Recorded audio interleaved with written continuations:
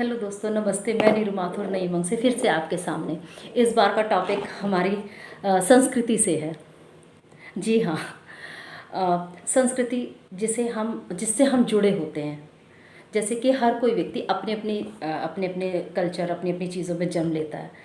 इसी तरीके से मैंने अपनी संस्कृति और अपने कल्चर में जन्म लिया है।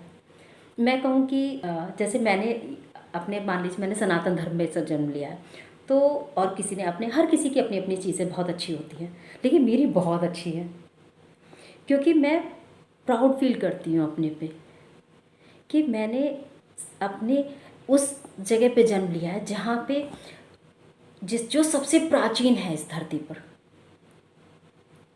जैसे संस्कृत से लेती हूँ मैं। संस्कृत लैंग्वेज हमारी जो है संस्कृत, जो इस पूरे विश्व की सबसे प्राचीनतम लैंग्वेज है संस्कृत, जिसे साइंस प्रूव कर चुका है। मैं कुछ नहीं कह रही, साइंस प्रूव कर चुका है कि हमारा ऋग्वेद संस्कृत में 4000 साल पहले लिखा गया था। ये मैं नहीं कह रही, साइंस कहता है। हमारा मानना तो इससे भी बहुत पहले से है, क्योंकि हमारी तो ये लैंग्वेज ही ईश्वर की लैंग्वेज है। तो मेरा कहना है कि जब इतनी पुरानी, जिससे सारी लैंग्वेज, संस्कृत से ही सारी लैंग्वेजेस निकली है, हम जानते हैं। जितनी इस पूरे विश्व में जितनी लैंग्वेज हैं वो उसकी जड़ संस्कृत है। संस्कृत से सारी चीज़ें निकली हैं। तो मैं ये जानना चाह रही थी, बड़ा क्वेश्चन मन में आ रहा था ऐसे ही मेरे उसमें, कि जब मैं बच्चों से आजकल बात करती हूँ ना, तो वो प्राउड फील नहीं होता बच्चों में। तो मेरे को लगता है कि बच्चे क्यों ऐसे वो करते हैं कि बच्चों को वो प्राउड फील नहीं होता अपनी चीज़ों के ऊपर। रीज़न क्या है इसका? जड़ में जाओ तो पता चलता है। बच्चे तो बहुत ही अच्छे हैं। रीज़न है हम लोग, पेरेंट्स, चाहे वो मेरे हों, आपके हों या हम लोग हों, क्योंकि हम लोगों को ही अपनी चीज़ों पे बहुत भरोसा नहीं है। जब हमें ही अपनी चीज़ों पे भरोसा नहीं, तो हम बच्चों को क्या सिखाएंगे, कैसे अवगत कराएंगे? मान लीजिए कि किसी चीज़ पे जब हमें बहुत भरोसा होता है तो हम उसको बड़ी उससे कहते हैं देखो ये चीज़ें, तो बच्चों में वो चीज़ें डेवलप हो जाती हैं। यानी कि हम वीक हैं कहीं ना कहीं, तो हम बच्चों को वो चीज़ें दे ही नहीं पा रहे। यानी कि सीखने की ज़रूरत हमको है।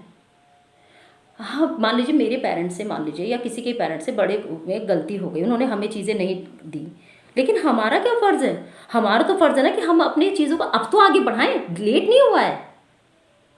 जब बच्चों से बात करिए तो बच्चे क्या करते हैं आजकल? जैसे बोलो पूजा कर ली, तो वो एक कॉरम सा पूरा करते हैं। पूजा कर ली, हाँ कर ली, क्योंकि मम्मी ने कहा, इसीलिए रोबोट की तरह गए, पूजा कर ली, हो गया काम खत्म।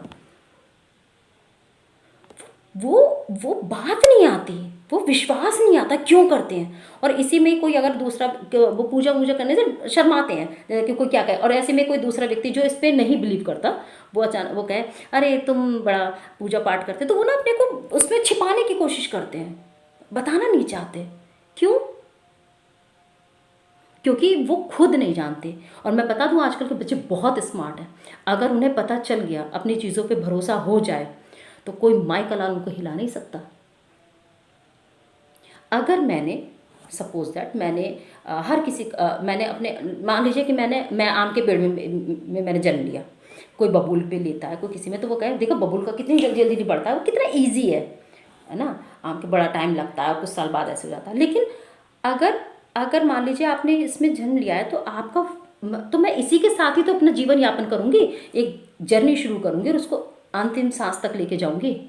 अगर मैं मान लीजिए अपनी उस पर नहीं रहती, अपनी जड़ से हट के किसी और में चली जाती हूँ, आम का ना कहीं और उखाड़ के मुझे कहीं और लगा देंगे, तो क्या मैं अपनी रूट से मजबूत हो पाऊंगी? और अगर मैं अपनी रूट से मजबूत नहीं हो पाऊंगी, तो याद रखिए कोई भी आएगा झरोका और उखाड़ के फेंक देगा आपको।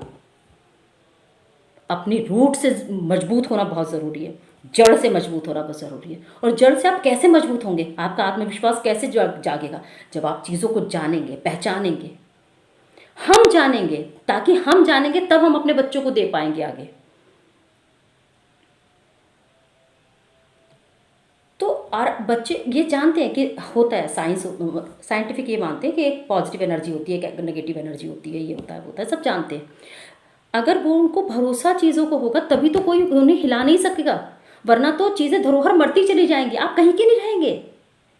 ना इधर के ना इधर के। अपनी चीज़ों को पहचानना सीखिए। मान लीजिए हम सारी लैंग्वेजेस सिखाते हैं, हर एक व्यक्ति चाहे वो कैसा भी हो, अगर मैं कहती हूँ अगर मोहम्मदन होते हैं, मुस्लिम होते हैं, तो वो अपनी लैंग्वेज उर्दू ज़रूर सिखाएंगे। अगर आप कहीं वैसे आप चले जाइए तमिल में या उसमें, तो वो लोग अपनी लोकल लैंग्वेज सिखाएंगे। और हम अपनी चीज़ों को नहीं सिखाते, क्यों? जबकि आप फ्रेंच, इंग्लिश और इटालियन और गिटार, मतलब बाकी सारी चीज़ें सिखाएंगे दुनिया भर की, बड़ा हाई फाई महसूस करेंगे उसको बोलने पर। लेकिन संस्कृत पे बोलने पर भरोसा, हाई फाई नहीं महसूस करते, क्यों? यहाँ से क्योंकि सोच आपकी डाउन हो रही है, आप खुद में मॉरल अप नहीं है आपका, आप खुद भाग रहे हैं बिना मतलब की जाने कहाँ चीज़ों को लेकर के। तो जब आप खुद में भरोसा नहीं रखेंगे तो फिर बच्चे कैसे रखेंगे, हम उनसे कैसे उम्मीद कर सकते हैं? बताइए, क्योंकि हमें खुद पे अपनी चीज़ों पे भरोसा रखना है ना। हम जब सभी चीज़ें सिखा सकते हैं तो हम संस्कृत क्यों नहीं सिखाएंगे अपने बच्चों को, जो इस पूरे विश्व की सबसे पुरानी लैंग्वेज है, जिससे सारी लैंग्वेजेस निकली है। सब लोग अपनी अपनी लैंग्वेज सिखाते हैं, हम संस्कृत को क्यों नहीं प्रमोट करते अपने, वो जो हमारी धरातल है, हमारी पहचान है।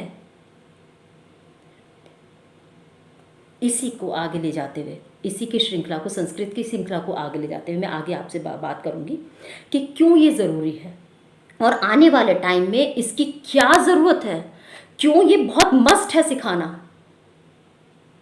इसी को हम बात करेंगे, चर्चा का विषय इसी को आगे हम लेके चलेंगे, इस श्रृंखला को आगे। तब तक के लिए खुश रहिए। नेक्स्ट वीडियो में इस बहुत इंपॉर्टेंट है मेरी नेक्स्ट वीडियो, क्योंकि हम इसके बताएंगे कि क्यों ज़रूरत है, क्या है इसका रीज़न, हमें क्यों सीखना चाहिए, वरना हम पिछड़ जाएंगे, हम कहीं के नहीं रहेंगे।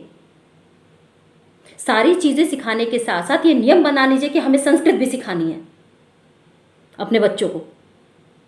जागिए, तो क्यों सिखानी चाहिए, क्या रीज़न है, इसी के विषय में हम बात करेंगे अपने नेक्स्ट वीडियो में। तब तक के लिए खुश रहिए, हैप्पी रहिए। फिर मिलती हूँ जल्दी। बाय, नमस्ते।